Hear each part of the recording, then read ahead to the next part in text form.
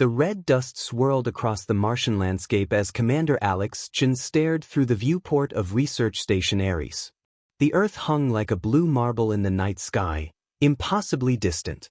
20 years of human presence on Mars had yielded technological advances, scientific breakthroughs, and now, finally, the discovery they'd all been waiting for. "We found it, Alex," Dr. Eliza Reyes whispered, her voice trembling with excitement. "Not just trace amounts. Not just ice. Actual flowing water. A subterranean river system that could sustain full-scale colonization." Alex's breath caught in her throat. Humanity's greatest limitation in space exploration had always been water, heavy to transport from Earth, precious to recycle, and essential for everything from drinking to growing food to manufacturing fuel.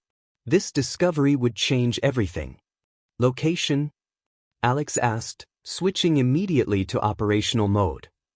"Acidalia planitia. Northern Hemisphere. The ground-penetrating radar picked it up during yesterday's sweep," Eliza replied, pulling up a holographic map. "The aquifer extends for approximately 20 kilometers and appears to be fed by geothermal activity. Initial chemical analysis suggests it's remarkably pure." Alex allowed herself a small smile. After the resource wars back on Earth had driven humanity to seek salvation among the stars, this discovery felt like vindication for the dreamers. For the first time, permanent human settlement beyond Earth seemed truly possible. "Let's keep this quiet until we've confirmed everything," Alex cautioned. "I don't want Houston getting overly excited until we're certain." But someone else was already excited. 3 days later, as the sun set over the rusty horizon, the first anomalies appeared on the station's long-range sensors. At first, they thought it was an equipment malfunction, strange energy signatures approaching from beyond the orbit of Phobos. Then came the electromagnetic disturbances that knocked out communications with Earth. Lieutenant James Wilson, head of security for the station, was the first to say what everyone was thinking. "We're not alone out here." The object that appeared in Martian orbit wasn't built by human hands. Its shape defied conventional geometry, a constantly shifting mass that seemed to bend light around it. No radio signals, no response to attempted communication, just a silent presence that grew more ominous with each passing hour. "They've come for the water," Dr. Nnamdi Okafor said during the emergency meeting in the command center. As the station's leading xenobiologist, a position created more out of optimism than expectation, he was finally getting his moment. Think about it. Water is universally valuable. If they've been monitoring our activities, they know what we've found. The first probe landed 3 kilometers from the station, a sleek, iridescent object that immediately began drilling into the Martian soil. The second and third followed within hours, forming a triangular pattern around the newly discovered aquifer. "They're not even acknowledging our presence," Alex said, watching the footage from the rover they'd sent to observe. "It's like we're insects to them." Back on Earth, the news of potential alien contact had thrown governments into chaos. The United Nations Space Command mobilized its small fleet of military spacecraft, but the nearest vessel was still 2 weeks away. Mars Station Ares, with its 37 scientists, engineers, and support personnel, was on its own. "We have to protect the water," James insisted during the heated debate that followed. "This isn't just about Mars anymore. If we let an unknown alien species claim the first significant water discovery on another planet, we're setting a precedent. Humanity becomes second-class citizens in our own solar system." Dr. Reyes disagreed. "We don't know their intentions. First contact should be diplomatic, not confrontational." "They didn't exactly knock on our door and ask to borrow a cup of sugar," James shot back. "They're already extracting samples. In another day, they could be draining the entire aquifer." Alex listened to both sides, knowing the weight of her decision would echo through human history.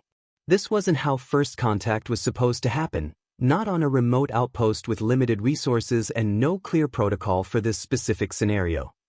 "We came to Mars because Earth was running out of resources," Alex finally said, silencing the room. "Humanity nearly destroyed itself fighting over what remained. I won't let us make the same mistake here." But I also won't let an unknown force take what might be essential for our survival without at least understanding their intentions. The plan they developed was bold, perhaps foolishly so. Using the station's construction equipment, they would establish a physical presence at the aquifer site, not to fight, but to demonstrate their claim. A human flag in the Martian soil, standing between alien technology and the water that could determine humanity's future in space. As they prepared the expedition, more alien probes arrived, forming a complex network across the region. Strange structures began to rise from the landing sites, metallic spires that pulsed with internal light. The alien mothership remained in orbit, silent and watchful. What if they see our actions as hostile? Eliza asked as they loaded equipment onto the rovers. That's why I'm going personally, Alex replied. If this turns bad, someone needs to be there to try communication one more time. Besides, humanity's first potential interaction with alien intelligence shouldn't be delegated. The journey across the Martian terrain was tense, every kilometer bringing them closer to technology beyond human understanding. The team of 6, Alex, James, Eliza, Namdi, and engineers Raj Patel and Sofia Rodriguez, represented the best of what humanity had to offer.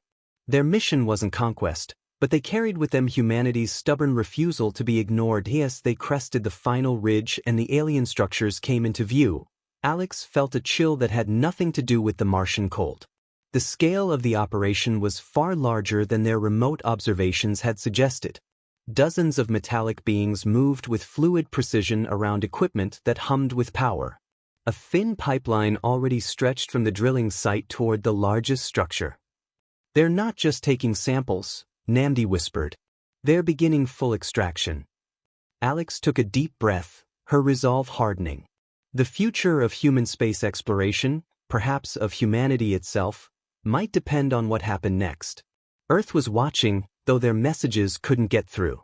Mars, with its dusty plains and hidden water, had become the unexpected battleground for humanity's place among the stars. Let's make first contact, she said, and stepped forward to face whatever awaited them. The alien entities turned as one, their attention shifting to the human interlopers. The battle for Mars, and its precious water, was about to begin. Time seemed to slow as Alex led her team forward, the Martian gravel crunching.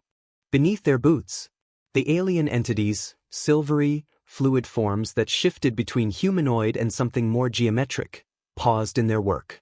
Their movements weren't mechanical like robots, but possessed an unsettling organic quality despite their metallic appearance. Steady, Alex murmured into her calm, weapons stay holstered. We're scientists first, soldiers second. James tensed beside her, his hand hovering near his sidearm. They're blocking our access to the water source. Through her helmet's heads-up display, Alex could see the vital signs of her team spiking, elevated heart rates, quickened breathing. Only Namdi seemed relatively calm, his scientific curiosity apparently overriding his fear. Look at their coordination, he whispered. Perfect synchronization. They might share a hive mind or some form of instantaneous communication. One of the aliens detached from the group and moved toward them, not walking exactly, but flowing across the rusty terrain with unsettling grace.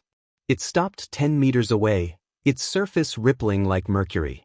I'm Commander Alexandra Chen of Mars Research Station Ares, representing the United Nations Space Initiative and Humanity, Alex said, her voice steady despite her racing heart. She gestured to the water extraction equipment. We discovered this water source. We need to discuss your intentions. The alien made no sound, but the air around them seemed to vibrate. The team's communication systems crackled with interference. They're scanning us, Raj said, checking readings on his wrist computer. Electromagnetic pulses, probably trying to understand our technology. Or maybe our biology. Sophia stepped forward, holding up a tablet displaying simple mathematical equations, humanity's universal language attempt. We prepared for this, she said. Basic communication protocols. Math first, then simple concepts. The alien's form expanded slightly, its surface developing intricate patterns that shifted and changed. Behind it, the other entities continued their work, apparently unconcerned with the humans' presence. They don't care, James said through gritted teeth. They're ignoring our attempt at communication. No, Eliza countered, studying the alien intently. They're communicating, just not in a way we understand yet. Look at those surface patterns, they're changing in response to us. The standoff continued for several tense minutes, neither side retreating. Then, without warning, the ground beneath them trembled. At first, Alex thought it was an earthquake, not uncommon on Mars, but then she realized the vibration was coming from the alien drilling operation. They've reached the aquifer, Eliza said, checking her sensors. The main water chamber. The alien before them suddenly retreated, rejoining its companions at the extraction site. A loud hum filled the air as their equipment powered up to a new intensity. We're losing our window, James urged. Once they establish full extraction, we might never get access again. Alex made a split-second decision. Sophia, deploy the marker buoys. Raj, start setting up our own equipment. We're establishing a physical presence. As they sprang into action, the alien response was immediate. 3 of the entities broke away from the main group, moving with alarming speed to intercept them. Hold position, Alex ordered. Don't show aggression. The closest alien stopped just short of Sophia, who froze in place, clutching a scientific marker buoy, a simple device meant to stake humanity's claim. The alien's surface rippled violently, and then, to everyone's shock, it formed what appeared to be a crude replica of Sophia's helmet on its surface. It's mirroring me, Sophia whispered. Back at Research Station Ares, the remaining crew watched the encounter through rover camera feeds, their own tension palpable even from kilometers away. Dr. Thomas Rivera, the station's chief medical officer, monitored the team's biometrics with growing concern. Heart rates are through the roof, he reported to his colleague, Dr. Layla Khatri. Adrenaline levels indicate extreme stress response. Can you blame them? Layla responded, eyes fixed on the alien forms. 20 years of searching for extraterrestrial life, and we find it right when we discover the one resource that could make Mars habitable. That's not coincidence. Back at the encounter site, Namdi had taken out specialized equipment, sensors designed to analyze unknown biological or technological signatures. I'm getting readings unlike anything in our database, he reported. Their composition isn't entirely solid matter. There are energy patterns woven through their physical forms that defy our understanding of physics. The alien confronting Sophia suddenly extended a limb-like appendage toward the marker buoy. Before anyone could react, it touched the device, which immediately sparked and went dead. Some kind of electromagnetic pulse, Raj said. They can disable our tech with a touch. Alex stepped forward, placing herself between Sophia and the alien. We need this water, she said firmly, knowing her words weren't understood but hoping her intent might be. We didn't come to Mars to fight, but we won't leave without fair access to this resource. The alien's form shimmered, and then, to everyone's astonishment, it produced sound, a series of harmonic tones that made their helmet speakers vibrate.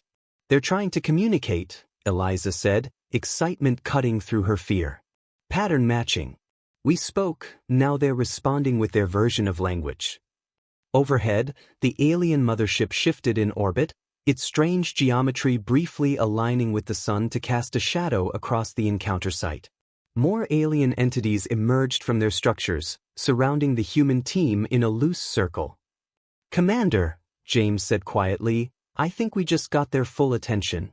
In that moment, as human determination faced alien inscrutability on the dusty Martian plain, the fate of not just the water, but humanity's future beyond Earth, hung in precarious balance.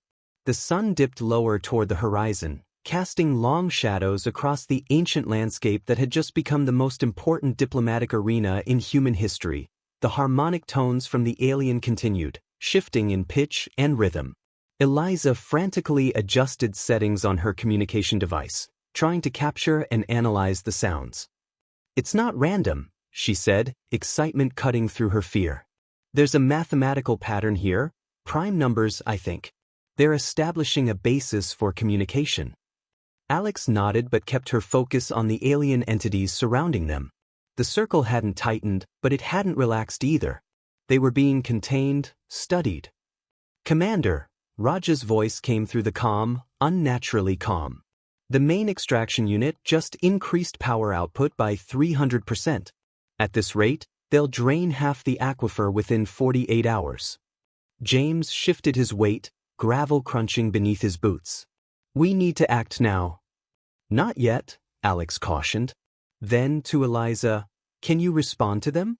Match their pattern somehow?" Eliza tapped rapidly on her device. The N played back a modified version of the alien tones, the same mathematical sequence with deliberate variations. For several seconds, nothing happened. Then 3 of the aliens moved in perfect unison, their silvery forms flowing together and merging into a larger entity. "My God," Namdi whispered. "They can combine." The newly formed, larger alien produced a deeper, more complex series of tones.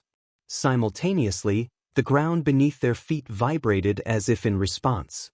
"They're not just communicating with us," Sophia realized. "They're communicating with the extraction equipment too. It's all connected." Back at Research Station Ares, the situation was deteriorating. Communications Officer Lin Chen, no relation to the commander, burst into the control room, her face pale. "We've got movement from the mothership," she announced to the waiting staff. "It's deploying something, dozens of objects, too small for our radar to track properly." Dr. Katri looked up from her monitoring station. "What about Earth? Any response to our emergency signals?" "Still nothing," Lin replied. "The electromagnetic interference is only getting worse. We're completely cut off." Thomas Rivera, working feverishly at his medical console, suddenly straightened. The team's biometric readings just spiked again. "Something's happening out there." On the Martian plane, the situation was indeed changing rapidly. The merged alien had extended what appeared to be an appendage toward Alex, not touching her, but hovering just centimeters from her helmet. "Don't move," James warned, his hand now openly resting on his sidearm. "Stand down, Lieutenant," Alex ordered, her voice steady despite her racing heart. "This is first contact. We do this right." The alien appendage emitted a soft blue glow. Alex's helmet display flickered, then stabilized with new data scrolling across it, complex symbols and diagrams that made no sense to her. "They've hacked our systems," Raj said in disbelief. "Bypassed all security protocols like they weren't even there."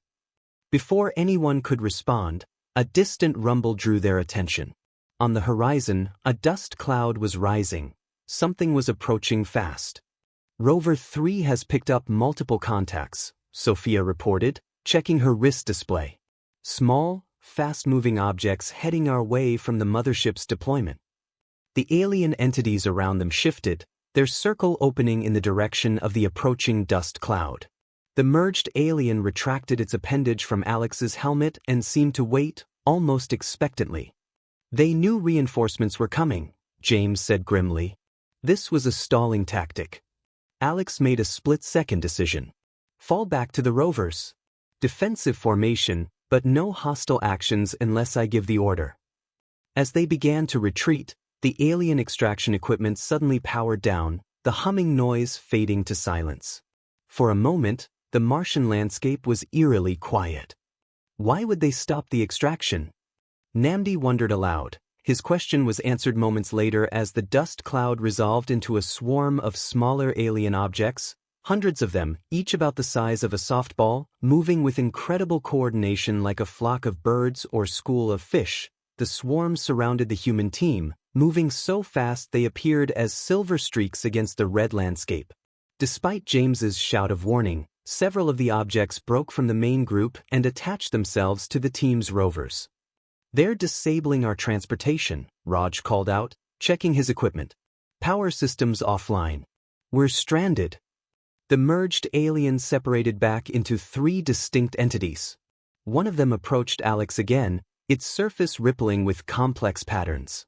The harmonic tones returned, but now Alex's helmet translated them into a crude visual display, simple pictograms appearing on her visor.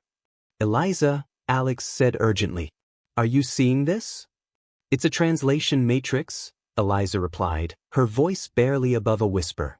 They've analyzed our language from our communications and created a basic interface. The pictograms shifted, showing what appeared to be the aquifer, then the alien mothership, then Earth.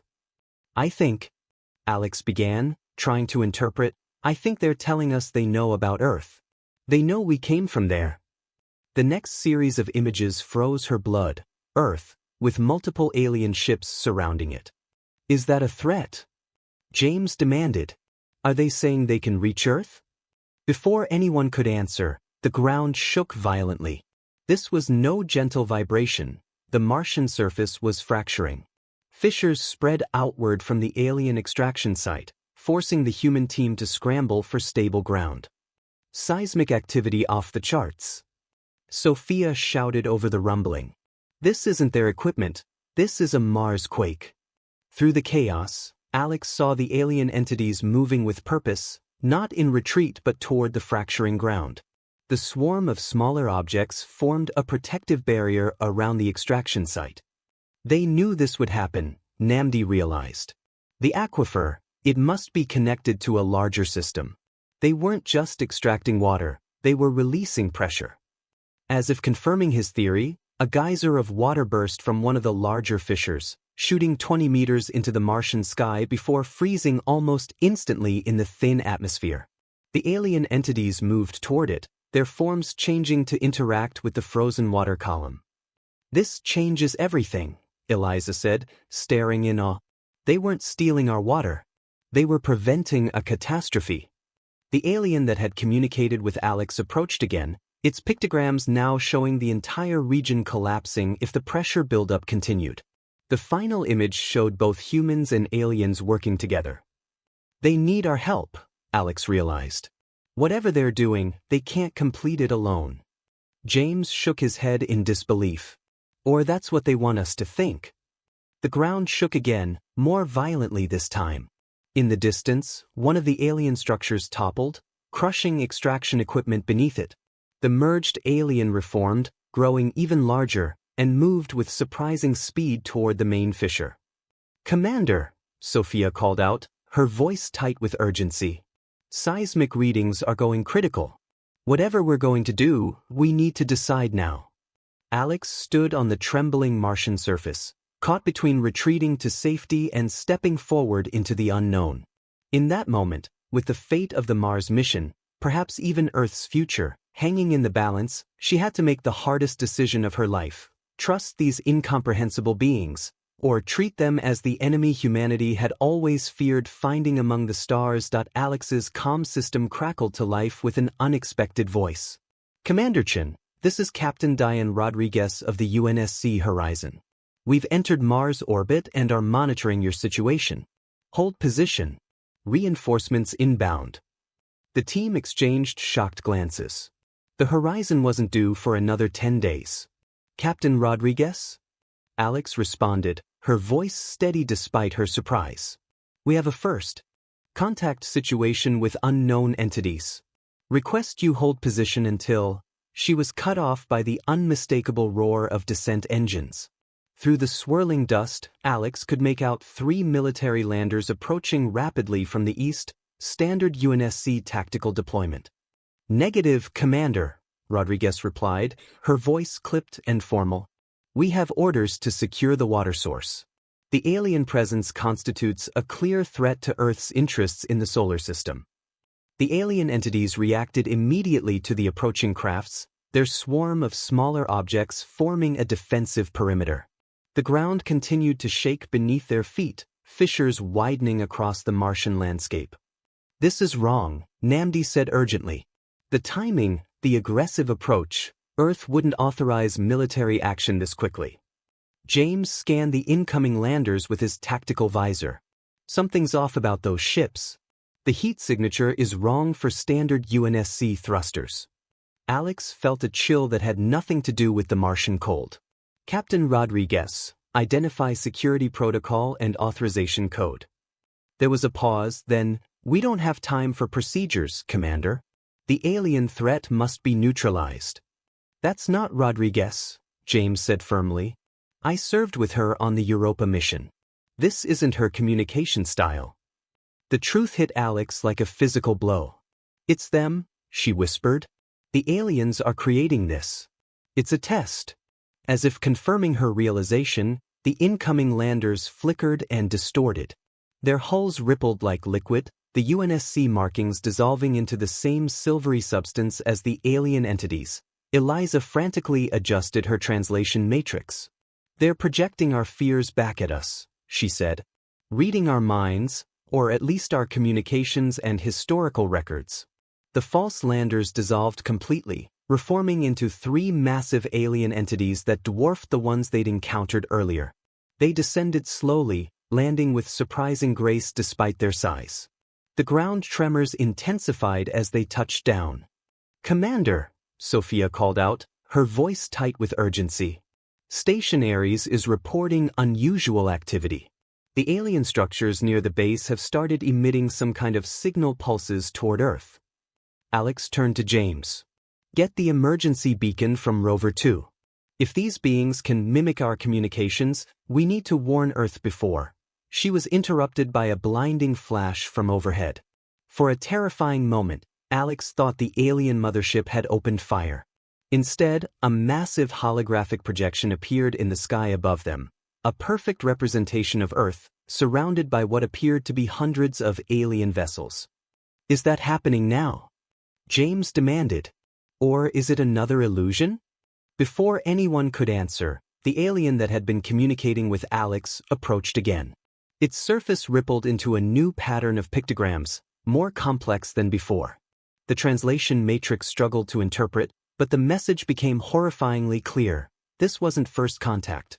The images showed alien entities on Earth, centuries ago, then decades ago, then recently. They had been on Earth all along, hidden beneath the oceans. "That's impossible," Raj whispered. "We would have detected them." Namdi shook his head slowly. "Not if they didn't want to be found. Think about how little we actually know about Earth's deep oceans." The next series of images showed Mars, with elaborate underground structures extending far beyond the aquifer they discovered. This wasn't a random resource extraction. Mars had been an alien outpost for thousands of years. The water, Eliza realized, staring at the translation. They're not taking it, they're protecting it. From us. A new tremor, stronger than any before, knocked several of the team off their feet. Fissures spread outward from the main extraction site, revealing glimpses of massive underground structures. What they had thought was a simple aquifer was actually part of an extensive alien installation. "We need to contact Earth now," James insisted, his military training taking over. "Whatever these things are, humanity needs to prepare." But Alex hesitated, studying the communication from the alien entity. "Look at this sequence," she said, pointing to a particular set of pictograms. "They're showing their own planet, dying. Water dried up. They came here to preserve water, not steal it." "Or that's what they want us to think," James countered. The alien mothership descended lower in the atmosphere, its strange geometry shifting to reveal what appeared to be some kind of massive terraforming equipment. The smaller entities began to gather around the main fissures, their forms merging and growing. Back at Research Station Ares, the situation was growing more chaotic. "Commander," Dr. Catri's voice came through the static-filled comm, "we're detecting massive energy buildup from the alien mothership. Whatever they're planning, it's happening now." A third presence suddenly made itself known. A different class of alien entity emerged from one of the larger fissures. Unlike the silvery, fluid forms they'd encountered so far, this one was darker, more solid, with elements that almost resembled crystalline structures. It moved with deliberate purpose toward Alex. "Another species?" Sophia wondered aloud. The new entity projected its own set of images, distinctly different from the previous communications. These showed conflict between the two alien types, a war over the water resources of multiple worlds. "We're caught in the middle of something much bigger," Namdi breathed. "A conflict that's been going on longer than human civilization." The darker entity approached Alex directly, extending what appeared to be an offering, a small, pulsing orb of energy. "Don't touch it," James warned, his hand on his weapon. The silvery aliens reacted instantly to the dark entity's approach, their previously calm demeanor shifting to something more aggressive. The swarm of smaller objects began to circle faster, creating a barrier between the humans and the new arrival. They're protecting us, Eliza realized. From their enemy. The ground shook violently once more, a chasm opening between the human team and the fissure where the dark entity had emerged. Alex watched in astonishment as more of the crystalline beings rose from below. Dozens, then hundreds. An invasion, James said grimly. And we just happened to discover the water right when their war was reaching a critical point. The silvery alien communicating with Alex projected one final, urgent series of images. Earth, Mars, the water resources of both planets, and then devastating destruction if the dark entities gained control. They're asking for our help, Alex said slowly, the weight of the situation settling on her shoulders. Or demanding it. From orbit, the alien mothership emitted a brilliant beam of energy directly at the largest fissure, illuminating the Martian landscape in ethereal blue light. The chasm widened further, revealing more of what lay beneath, not just water, but an entire subterranean ecosystem that had existed hidden beneath the Martian surface for millennia. Commander, Sophia reported, checking her instruments, that energy beam is stabilizing the fault lines. They're trying to prevent total collapse. Alex stood at the precipice of humanity's greatest decision, caught between alien forces that had been waging their silent war since before humans learned to make fire. The water they discovered wasn't just a resource for future colonization, it was the key to an interstellar conflict they never knew existed. And now, as the dark entities emerged in greater numbers and the silvery aliens marshaled their forces, Mars was about to become the front line in a battle that would determine not just who controlled the red planet's water, but perhaps the fate of Earth itself. The Martian sky burned blue with energy as the silvery aliens formed a defensive line between the human team and the advancing crystalline entities. Each tremor brought more of the dark forms surging from the widening fissures, their angular bodies reflecting the strange light in hypnotic patterns. We need to get back to the station, James urged, gripping Alex's arm. This isn't our fight. But Alex stood her ground, watching as the two alien forces positioned themselves across the ancient Martian battlefield. If what they've shown us is true, this became our fight the moment we set foot on Mars. Maybe even before. The translation matrix on her helmet flashed again.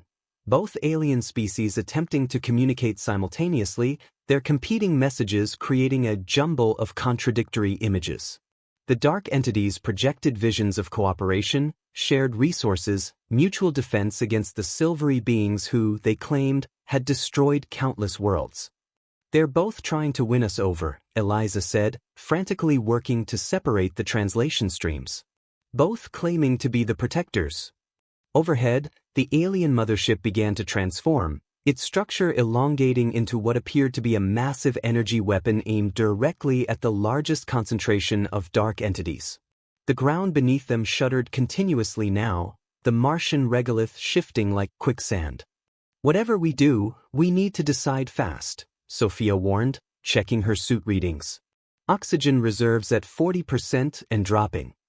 Namdi, who had been unusually quiet, suddenly spoke with startling clarity. Look at the water. Where the fissures had exposed the underground aquifer, something unusual was happening. The water wasn't just flowing, it was changing, taking on a luminescent quality that pulsed in rhythm with the tremors.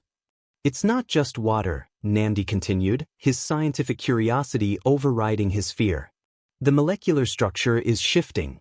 It contains some kind of energy signature we've never encountered before.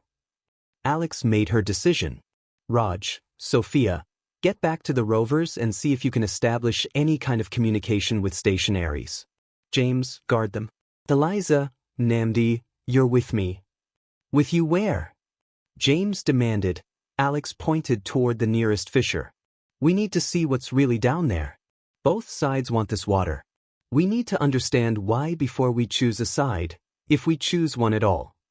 Using their suits' climbing gear, the three scientists made their way carefully down the sloped edge of the nearest chasm. Above them, The alien confrontation intensified, energy pulses flashing between the two forces. The mothership's weapon continued to charge, casting eerie shadows into the depths. The station is reporting similar fissures opening near Acidalia Base. Sophia called over the comm. The entire northern hemisphere is becoming unstable. As they descended deeper, the true scale of what lay beneath the Martian surface revealed itself. Vast chambers stretched into darkness, filled with technology that defied human understanding. And flowing through it all, the luminescent water, pulsing like a living thing. "It's not a natural aquifer," Eliza whispered in awe. "It's artificial. A containment system." Before them stood a massive column of the glowing liquid, suspended in what appeared to be a gravity-defying field. Crystalline structures, similar to the dark entities above but clearly mechanical, surrounded the column, regulating its flow. "This technology is beyond anything humanity has even theorized," Namdi said, scanning the structures. "It's manipulating forces at the quantum level." Alex approached the column carefully. Within the luminescent fluid, she could make out patterns forming and dissolving, almost like information being processed. "It's alive," she realized with sudden clarity. "Or at least, it's conscious in some way we don't understand." A violent impact shook the chamber as something massive crashed through the surface above. One of the larger dark entities had broken through, its crystalline form damaged but still functional. It moved purposefully toward the column, ignoring the humans. "Get back," Alex ordered, pulling her team behind a jutting piece of alien technology. The dark entity extended appendages into the glowing column. Immediately, the liquid's pulsing pattern changed, becoming more erratic. The entire chamber began to vibrate at an increasing frequency. "It's trying to access it," Eliza said, watching the patterns change. "Like it's downloading something." Another crash echoed through the chamber as one of the silvery entities poured through the new opening, reforming into a massive shape that engulfed the dark entity. The two alien beings struggled, their forms intertwining in combat that seemed to operate on principles beyond human comprehension. During the conflict, a surge of the luminescent liquid escaped the column, splashing across the chamber floor toward the human team. Before they could retreat, it reached them, seeping into the microscopic pores of their suit materials. Alex felt a strange sensation, not pain, but awareness. Images flooded her mind, thousands of worlds across the galaxy, all connected by this strange fluid network. A communication system that spanned interstellar distances. A technology so advanced it appeared magical. "Do you see it?" she gasped, knowing somehow that her team was experiencing the same vision. "It's a network," Namdi confirmed, his voice filled with wonder. "The water isn't just water, it's a medium for information transfer. A biological quantum internet connecting solar systems." The battling aliens separated momentarily, both now focusing on the humans who had made contact with the fluid. Through their translation matrix, both began projecting urgent messages. The silvery beings, *guardians. Protectors. Preventing misuse, *the dark entities, *freedom. Knowledge. Evolution, they've been fighting over control of the network, Eliza realized. One side wants to restrict access, the other wants to use it freely. Above them, the mothership's weapon had reached full power. The chamber's ceiling began to crack as the energy beam penetrated deeper toward their position.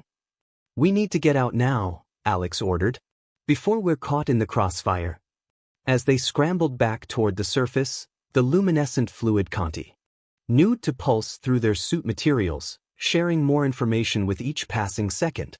Alex understood with sudden clarity what was truly at stake. "It's not about the water," she told her team as they climbed. "It's about evolution. The dark entities want to merge with the network, to evolve beyond physical form. The silvery ones believe that's too dangerous, that consciousness shouldn't transcend its original state." They reached the surface to find the Martian landscape transformed into a war zone. The two alien forces clashed across the red plains, their combat reshaping the terrain with each exchange. The mothership's weapon had carved a massive trench across the surface, revealing more of the network beneath. "Commander!" James called out, rushing toward them from the rovers. "We've got a signal from Earth. UNSC Command is scrambling every ship in the system. They'll be here in hours." "That's too late," Sophia added. "Whatever's happening here is accelerating. The network is becoming unstable." Alex looked down at her suit, where the luminescent fluid had formed intricate patterns across the material. With each passing minute, she understood more about the ancient conflict they'd stumbled into and humanity's unexpected role in it. "We aren't just witnesses," she said slowly, a plan forming in her mind. "We're the variable neither side expected." Using the knowledge flowing from the network, Alex approached the center of the battlefield where the two forces were locked in stalemate. The translation matrix on her helmet had evolved, now capable of projecting her thoughts directly to both alien species. "This ends now," she declared, her voice amplified through the matrix. "Humanity claims Mars and its resources by right of discovery and settlement. We propose a solution." Both alien forces paused, their attention shifting to the humans standing boldly between them. Through the network link, Alex sensed their surprise and their curiosity. "For millennia, you fought over control of this network," she continued. "One side fearing change, the other rushing toward it without caution. But there's a third path." Drawing on the knowledge flowing through her suit, Alex initiated a sequence within the network. The luminescent fluid throughout the Martian underground responded, its patterns shifting to a new configuration neither alien species had implemented before. "Balance," she explained. "Controlled evolution with safeguards. Humanity will oversee the Mars node of the network as neutral guardians." The alien forces communicated rapidly among themselves, their forms shifting as they processed the unexpected proposal. The mothership's weapon powered down, its energy redirecting to stabilize the fracturing Martian surface. "They're considering it," Eliza whispered, monitoring the translation matrix.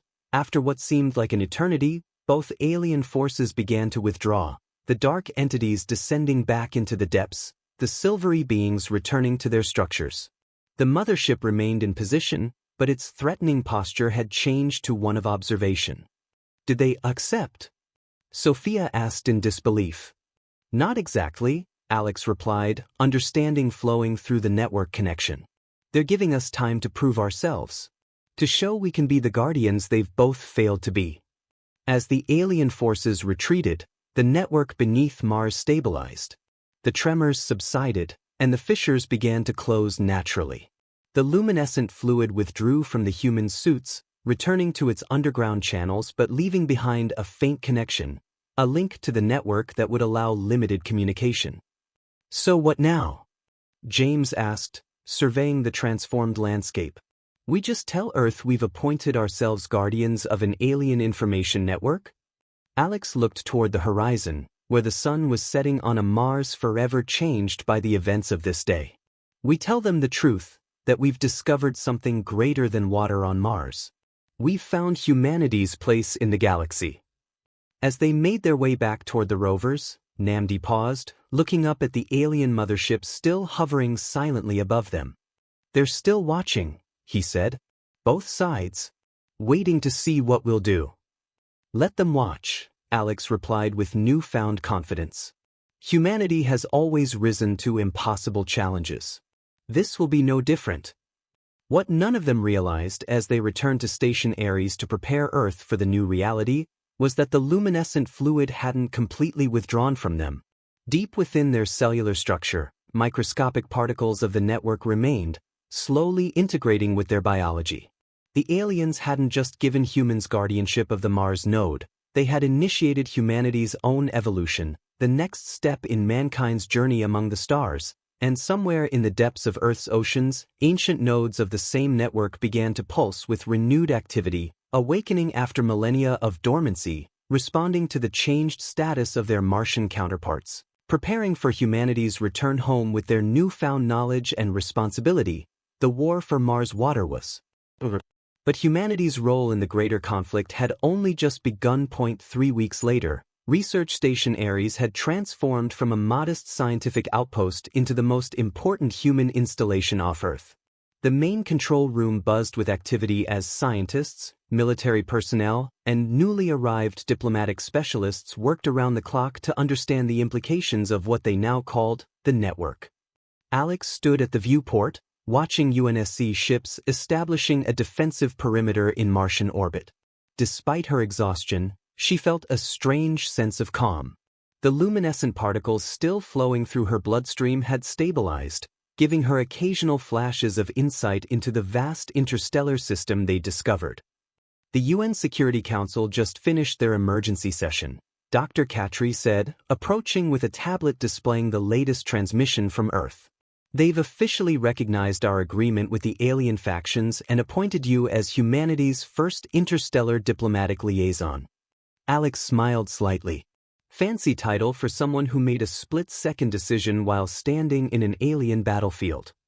Sometimes the best decisions are made under pressure, Namdi replied, joining them at the viewport.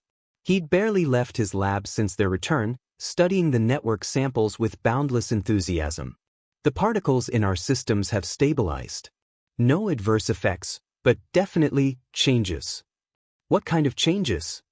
Alex asked, though she already knew the answer. They all did in a way none of them could fully articulate yet. Increased neural activity, enhanced pattern recognition, and occasional connections. Namdi didn't need to elaborate. All 6 team members who had been directly exposed to the network fluid experienced moments of shared consciousness, brief flashes where they could sense each other's thoughts and emotions. Eliza entered, carrying her latest translation model. The historical database we're accessing through the network nodes is extraordinary. Both alien species have been visiting our solar system for over 50,000 years. They were there when humans first looked up at the stars and wondered what they were. Any sign of them since the confrontation? James asked, his military caution still evident despite everything they'd learned. They're maintaining distance as agreed, Sophia reported from her monitoring station. The silvery ones, the Guardians as we're calling them, have a small observation post beyond Phobos. The crystalline entities, the Evolvers, have withdrawn to their deep underground bases. Both are waiting for us to prove ourselves.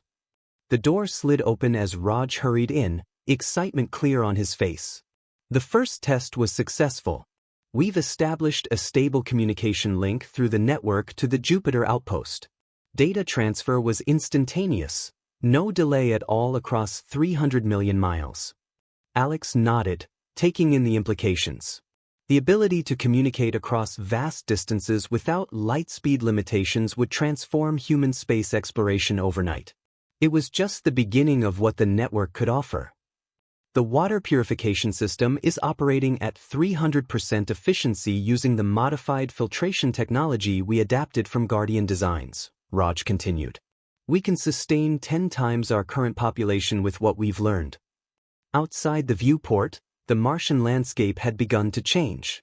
Where fissures had opened during the confrontation, new growth was emerging, genetically modified plants developed using knowledge from the network, capable of surviving in the Martian soil and gradually releasing oxygen into the thin atmosphere. Terraforming progress is ahead of schedule, Dr. Katri noted, following Alex's gaze. At this rate, the first open-air habitats could be viable within a decade instead of centuries. Alex turned away from the window to address the gathered team. What we've discovered here goes beyond water, beyond alien technology. We've found our place in something greater, a galactic community we never knew existed. And all because we were stubborn enough to stand our ground when aliens tried to take our water, James said with a slight smile, his initial hostility giving way to cautious optimism. They weren't taking it, Alex corrected gently. They were protecting it. From themselves and from us, until we proved we understood its true value.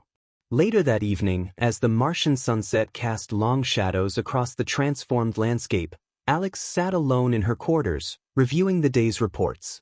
The subtle connection to the network hummed at the edge of her consciousness, a constant reminder of humanity's new reality. A message notification flashed on her screen, a personal communication from Earth, from her brother Michael.